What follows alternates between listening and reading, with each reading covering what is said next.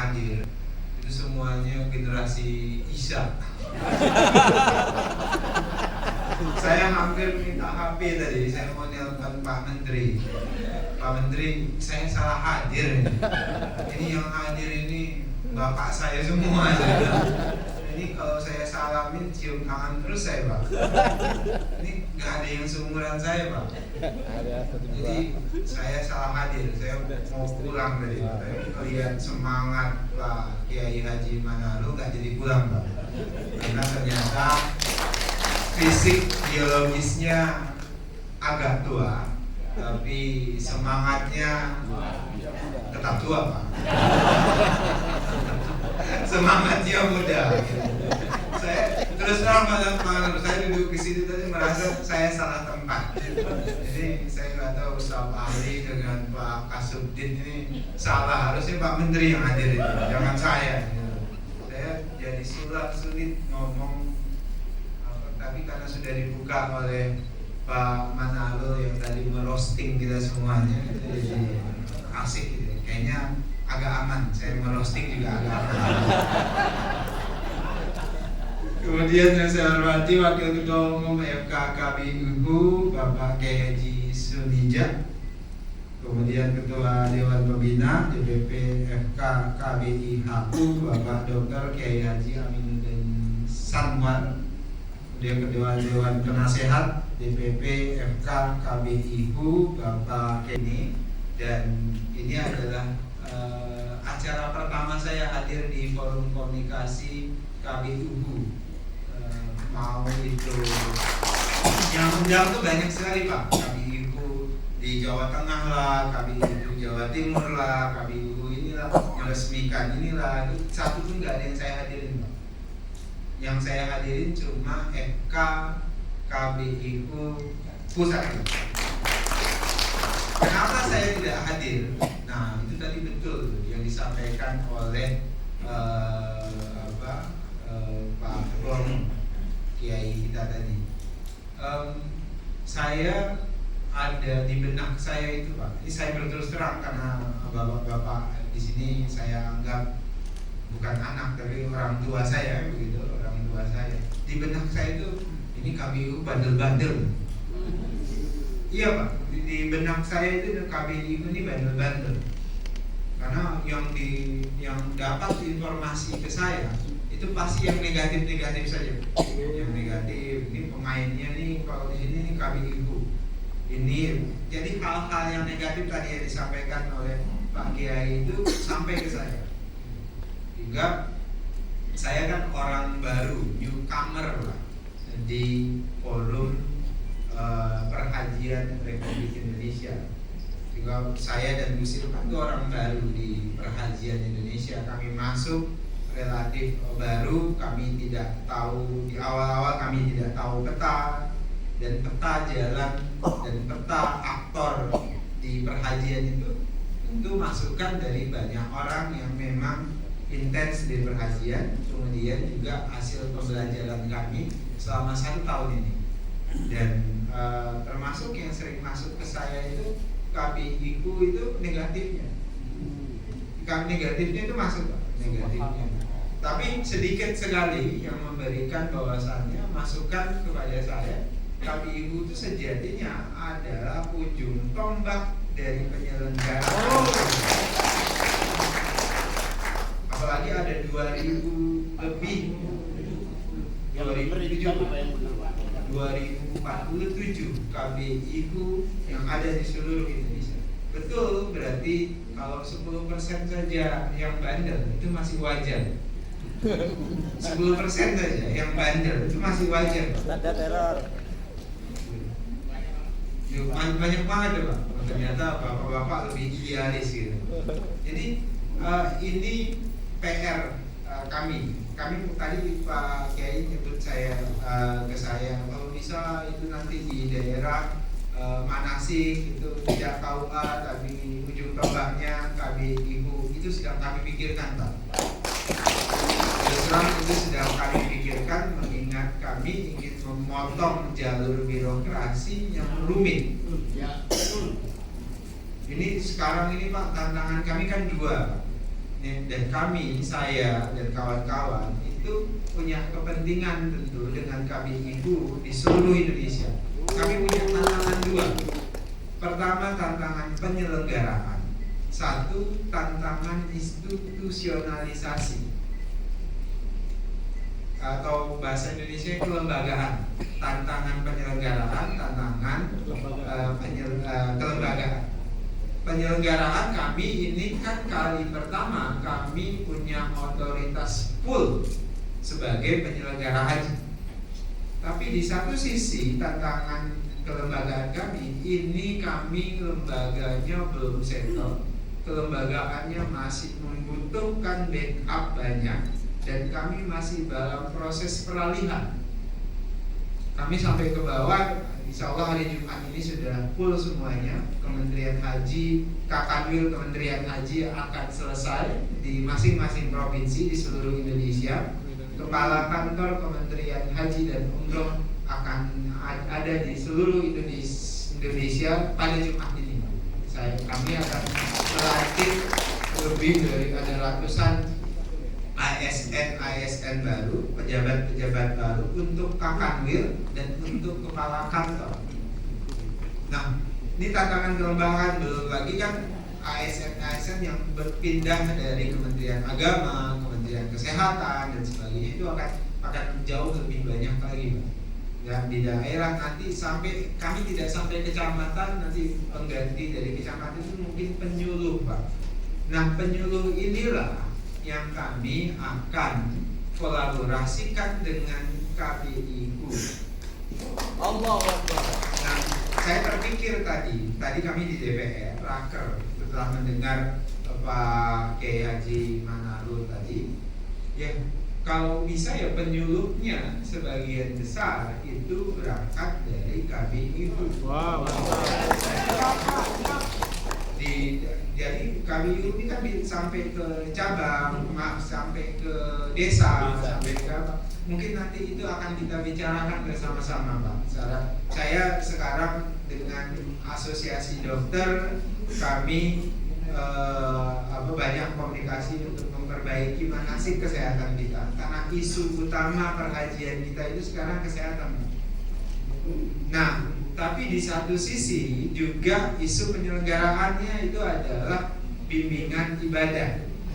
Tadi betul Pak Manarul bilang, memang concern isu publik kita hari ini itu isu mainstreamnya itu adalah isu penyelenggaraan dalam konteks layanan, konsumsi dan akomodasi, transportasi, semuanya terkait dengan isu pelayanan.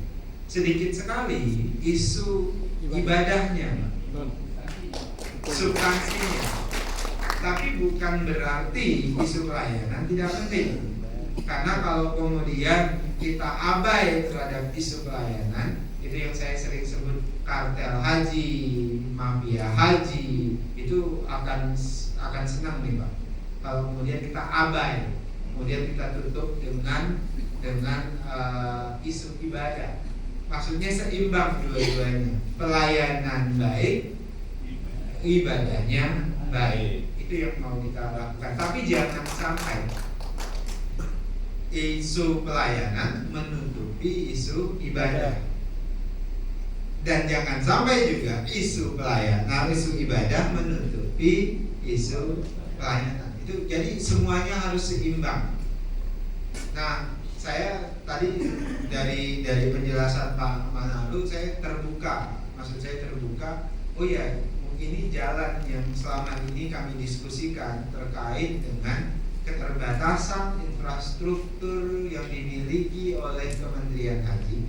Pilihannya yang harus dilakukan oleh Kementerian Haji itu adalah inklusivitas dan kolaborasi. Jadi sudah tepat sekali Pak Manarul, nanti monggo ditunjuk personal in charge, misalnya dari KBIU, nanti ada teman-teman untuk kita bicara serius secara operasional. Kemarin saya minta Mas Putra untuk kemudian bicara kita di manasik itu di daerah semuanya, apakah kita melibatkan ormas, apakah kita melibatkan KBIHU, apakah melibatkan sebagian besar juga KBIHU ini juga berasal dari ormas. Dari ormas. Dan saya berkeyakinan ormas ini sampai ke desa. Nah, cuman diskursusnya adalah apakah kemudian KBIHU ini bisa menggantikan fungsi KUA yang ada di desa itu? Siap. Bisa. Fungsi penyuluhan itu. Dengan tadi syarat seperti Pak Manarul tadi sebutkan, yang bandel-bandel itu disisir dulu, Pak. Dibuang. Bahkan dibuang. Saya selalu bilang KBIHU itu, KB-nya itu judulnya adalah kelompok bimbingan, I-nya itu ibadah.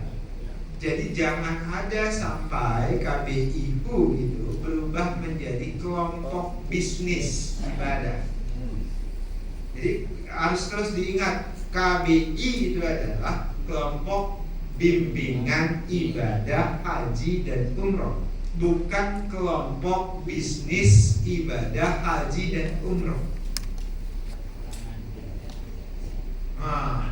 Jadi jangan sampai begitu, Pak. Jadi kalau bahasa sosiologinya itu, jangan sampai KBIHU yang wataknya altruisme, kayak kita teori kalau dosen-dosen sebutnya KBIHU itu wataknya altruisme, Pak. Wataknya itu ingin memaksimalkan pelayanan bimbingan ibadah untuk jamaah, bukan wataknya egoisme. Kalau egoisme itu goalnya apa, Pak? Goalnya itu profit, keuntungan. Jadi KBIHU itu nggak boleh menjadi kelompok bisnis. Dia harus tetap ideologi utamanya itu adalah kelompok bimbingan ibadah. Jadi Pak Manarul, nanti kita bareng-bareng kita rapikan barisan KBIHU ini. Kita sisir mana yang bandel-bandel. Saya sudah dapat, Pak, datanya yang bandel-bandel itu. Saya dapat bandel. Nanti kalau Bapak butuh saya kasih dulu ke Bapak dulu yang bina sebelum kami binasakan. Kan tahapannya gitu kan, Pak. Ini yang bandel loh, Pak. Ini saya sudah dapat namanya. Ini Pak di daerah ini, monggo Pak dibina.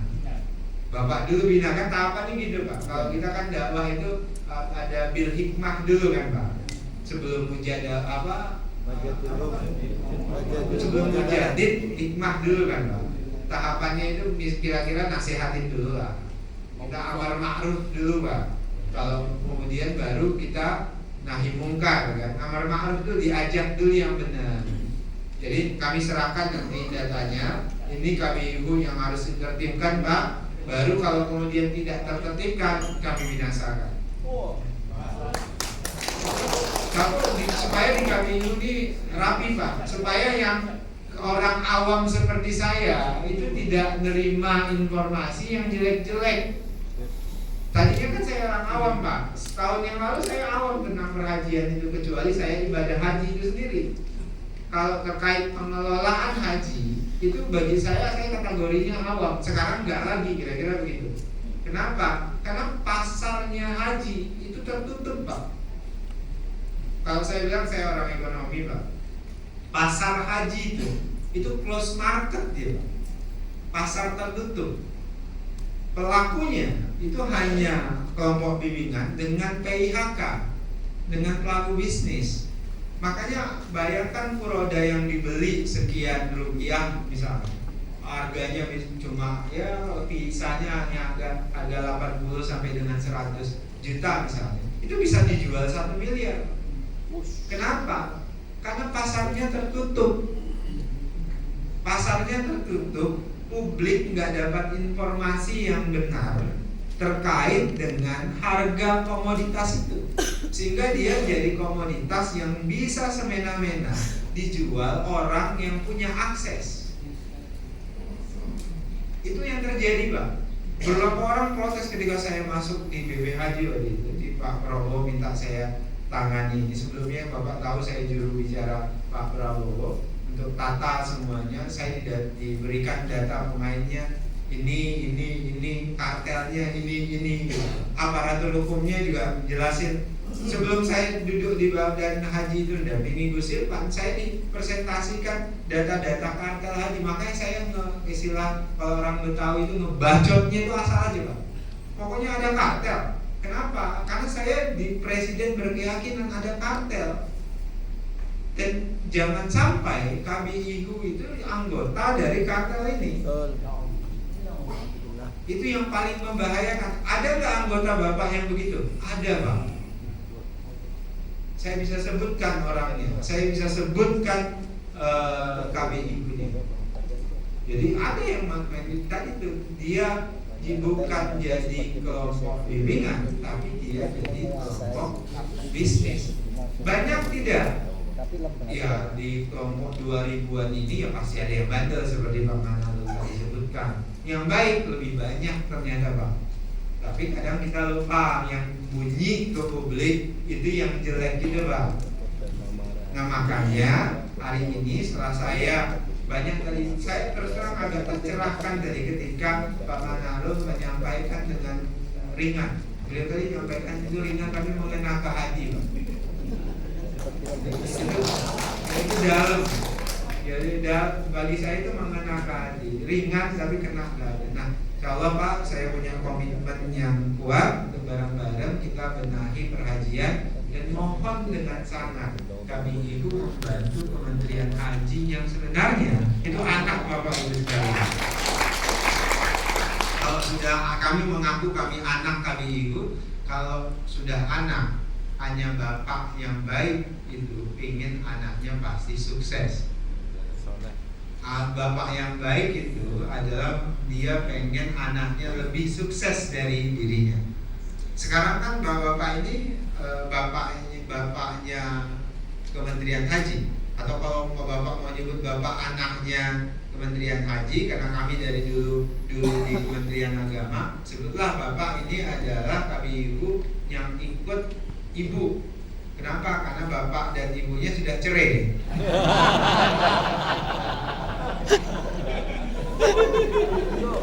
Pas bapak ibunya sudah cerai. Kan bapak ini sebetulnya kami perempuannya, kami ibunya. Kami sudah ini. Ternyata kan kami ibu nggak ada pilihan, harus ikut ibu kan Pak? Iya.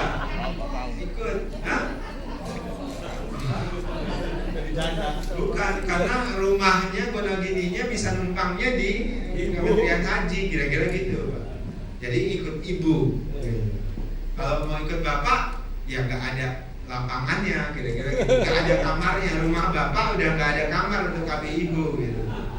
Nah, jadi Pak, anggaplah itu kita bareng-bareng. Itu yang pertama. Jadi pertama, Pak saya punya berapa waktunya Pak? Bebas ya? Bebas. Kalau bebas, saya akan banyak nih Pak. Bebas. Banyak ya Pak, nggak ada masalah ya Pak. Jangan protes kalau nanti saya 3 jam. Saya bisa lama loh Pak, serius, karena mau jelasin banyak hal. Walaupun nggak ada teks Pak, nggak ada masalah. Saya nggak dikasih bahan nih oleh Pak Kolim. Bebas. Bisa ngopi bareng. Saya bahan saya cuma pantun Pak. Jadi mohon maaf saya akan panjang nih Pak. Nah itu yang pertama Pak. Jadi pertama komitmennya kita bareng-bareng. Jadi nanti tunjuk saja siapa personal in charge-nya, anak muda lah Pak, biar lebih cepat gitu, lebih cepat, lebih apa. Tapi saya Pak Sekjen juga masih muda loh, masih nanti bisa. Oh TV ajak Pak. Oh gitu, ke TV ajak KBH gitu. Gimana caranya? Itu yang pertama ya Pak. Yang kedua Bapak Ibu sekalian, Bapak Ibu sekalian, anak kami ini tidak mudah. Kenapa tidak mudah?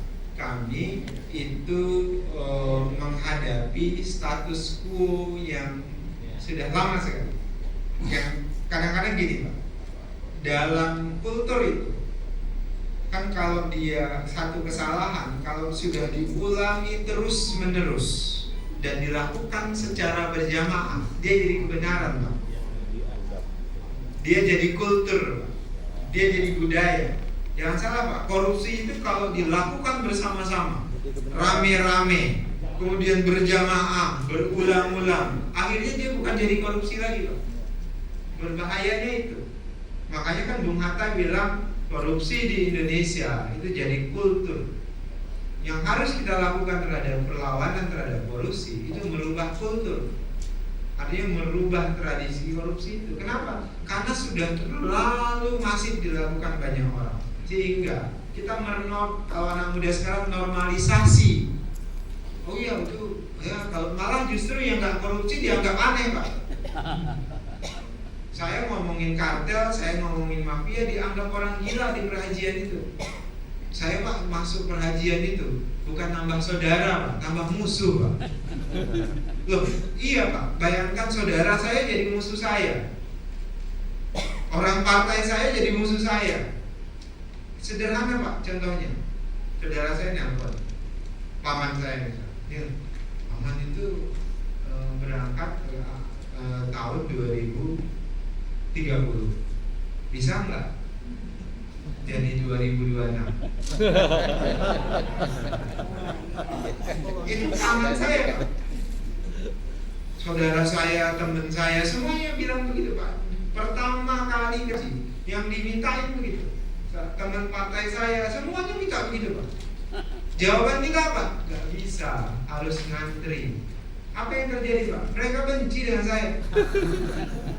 Kan mereka akan bilang, gak ada gunanya punya saudara wakil menteri haji. Ordal. Pasti Pak. Coba Bapak bayangkan situasi kebatinan saya sekarang. Dianggap oleh saudara-saudara saya itu nggak ada gunanya Pak. Dianggap oleh sebutlah teman-teman dekat saya itu nggak ada gunanya. Kenapa nggak bisa bantu mereka? Kan sejatinya kalau kita punya teman dekat itu bisa bantu mereka. Tapi saya nggak bisa bantu mereka. Kenapa? Ketika saya bantu mereka, saya menzolimi orang lain. Jadi Pak Manado, mohon Bapak jadi teman saya, karena sekarang berkurang teman saya Pak. Saudara saya pun sudah mulai benci dengan saya Pak. Itu kenyataan Pak. Karena saudara saya sendiri itu pasti benci dengan saya karena mereka merasa saya nggak bisa bantu mereka sama sekali. Itu yang terjadi. Dan saya ini tidur nggak nyenyak jadinya Pak. Kenapa? Karena tetangga kanan kiri, jadi yang tadinya mau berharap karena ada saudaranya wakil menteri haji mereka bisa cepat. Makanya nggak bisa. Nah, oleh sebab itu Pak, saya mau katakan kami berhadapan dengan status quo yang tadinya dianggap beberapa pelanggaran itu hal yang normal. Dan ini membutuhkan mulut Bapak Ibu semuanya. Dan ini membutuhkan pencerahan dari Bapak Ibu semuanya untuk menjelaskan kepada jamaah, untuk menjelaskan kepada rakyat Indonesia terkait dengan kebijakan-kebijakan Kementerian Haji dan Umroh. Dan gak mudah. Misalnya, pertama, kami melakukan pasca Undang-Undang Dasar Undang-Undang Haji kita dari nomor 8 2019 menjadi Undang-Undang 14 2020. Itu banyak beberapa perubahan. Yang paling sekarang akan ramai dan masih ramai itu terkait dengan kuota. Terutama Jawa Barat paling ramai nih sekarang. Bapak Jawa Barat kan banyak ini pasti. Bogor malah naik dia. Cianjur turun. Nah saya mau jelaskan itu supaya Bapak ini pasti sudah paham terkait dengan hal kebijakan. Tapi saya mau mengulangi. Bapak Ibu tadi kan disebut oleh Pak Manado, kemudian oleh Ketua Panitia Pak Wajo tadi, betul ya Pak Wajo. Ada Sulawesi Selatan, Bantaeng itu 47 tahun. Tapi di kampung saya Pak, di Sumatera Utara itu 19 tahun. Bahkan ada di kabupaten kota yang 15 tahun, yang 13 tahun, yang 14 tahun. Tapi ada yang 35, ada yang 36, ada yang 40 dan macam-macam. Nah, kenapa bisa begitu? kenapa disparitasnya bisa begitu. Disparitas antar daerah itu luar biasa. Itu karena selama ini kita normalisasi pola pembagian kuota yang tidak bersesuaian dengan undang-undang. Kenapa kami sebutkan tidak bersesuaian dengan undang-undang? Selama ini saya tidak punya maksud ingin menyalahkan yang terdahulu, Pak. Ini sebagai upaya untuk mengkoreksi saja ya, Pak. Jadi bukan maksudnya yang sebelumnya ya yang lalu sudahlah berlalu, tapi ini sebagai catatan. Misalnya sejak 2012 sampai 2025 itu jadi temuan BPK. BPK menyatakan pembagian kuota itu tidak sesuai dengan Undang-Undang Nomor 8 Tahun 2019. Terus apanya yang tidak sesuai? Tidak sesuai begini.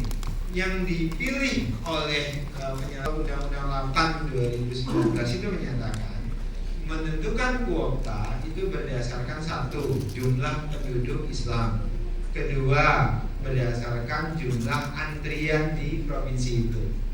Nah, yang dipilih oleh penyelenggara sebelumnya itu berdasarkan penduduk Islam. Nah, berdasarkan penduduk Islam ditambah lagi ada afirmasi, Pak. Afirmasi gubernur, afirmasi menteri, afirmasi wakil menteri, afirmasi dirjennya, ditambah ada keputusan untuk memberikan hak kepada gubernur terkait dengan kuota ini kepada 10 provinsi, Pak. Termasuk Jawa Barat, termasuk Sulawesi Selatan, termasuk beberapa provinsi. Ada 10 provinsi yang diberikan kuotanya kepada gubernur. Kemudian gubernurlah yang membagi kabupaten kota. Jawa Barat begitu, Pak. Dikasih kuotanya misalnya 39.000 oleh gubernur, dibagi rata semuanya ke kabupaten kota. Atau afirmasi gubernur lah kira-kira gitu. Akibatnya Pak, timpang yang ngantri. Makanya sekarang ini di Jawa Barat yang berangkat tahun 2013-2014, di Jawa Timur yang berangkat 2011, Pak. Di Sulawesi Selatan 2011-2012. Di kampung saya Sumatera Utara 2013-2014 yang berangkat. Kenapa? Karena timpang itu, Pak. Nah, ditambah lagi, itulah yang kemudian bapak-bapak ini semuanya sudah paham pasti. MUI mengeluarkan fatwa nilai manfaat itu haram, kan, Pak? Itu karena ketimpangan itu. Kok bisa duit nilai manfaat yang diperoleh orang Sulawesi Selatan sama dengan orang Sumatera Utara? Yang satu ngantri hampir sebutlah 47 tahun, tapi yang ini ngantri hanya 19 tahun. Itu yang disebut oleh MUI itu goror. Itu ada spekulasi. Spekulasi artinya riba. Riba artinya haram. Itu yang kemudian oleh MUI disebut tidak berkeadilan. Karena ditambah lagi kok nilai pembaginya itu jumlah penduduk, artinya dia dibagikan dengan orang-orang yang tidak mau naik haji, Pak. Kan kalau baginya jumlah penduduk, Pak, artinya itu kita menghitung orang yang mau naik haji, tapi juga kita menghitung orang yang tidak mau naik haji. Kita menghitung orang yang mampu naik haji, tapi kita juga menghitung orang yang tidak mampu naik haji. Semua disatukan dalam jumlah penduduk Islam. Dan padahal dalam konsepnya, dalam konsep ekonomi misalnya, ada istilah willingness to pay. Willingness to pay itu artinya apa? Dia mampu dan dia mau, Pak. Itu jadi penghitung. Kalau ini dia mau tapi nggak mampu. Ada juga dia mampu tapi nggak mau. Kan nggak semua orang yang mampu mau naik haji, Pak. Banyak orang Islam yang nggak mau naik haji itu ada. Nah, tapi ini penghitung, jadi nggak adil lagi, Pak. Kenapa? Ya maka orang yang mau itu kehilangan hak nanti di beberapa daerah. Maka kita temukanlah Jawa Timur misalnya, antrian Jawa Timur itu 1,2 juta orang. Antrian Jawa Tengah itu 900.000 sekian orang. Antrian Jawa Barat itu 700.000 sekian orang. Antrian Sulawesi Selatan 200